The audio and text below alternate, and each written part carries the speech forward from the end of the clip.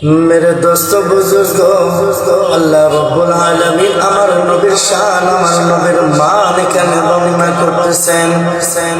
আল্লাহ পাক রব্বুল আলামিন ডাকতে বলেন, ও পয়গম্বর, আপনাকে আমি রাহমাতুল লিল আলামিন বানাইছি।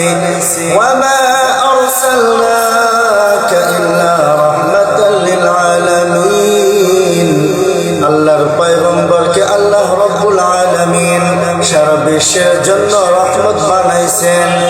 এ মুসলমান, আল্লাহর পয়গম্বরকে সারা দুনিয়ার জন্য মডেল বানাইছেন। অথচ আমাদের সমাজে কিছু যুবক আছে যারা নায়ক নায়িকা মডেলদেরকে মডেল মানে।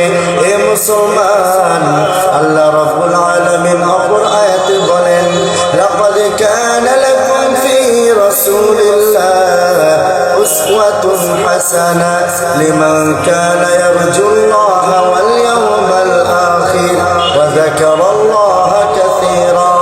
আল্লাহ রাব্বুল আলামিন বলেন, তোমাদের জন্য মুহাম্মদুর রাসূলুল্লাহর ভিতরে আদর্শ রয়েছে।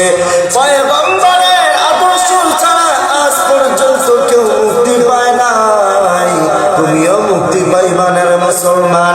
পয়গম্বরের আদর্শ বাদ দিয়া তুমি যতই আদর্শ অন্য আদর্শের দিকে দৌড়াও না কেন, শান্তি পাইবা না।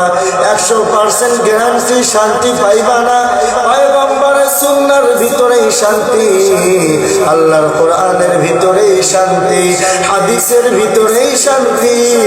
আল্লাহ এবং আল্লাহর রাসূলের পথকে মাইনাস করে দিয়া কোনদিন শান্তি আশা করা যায় না।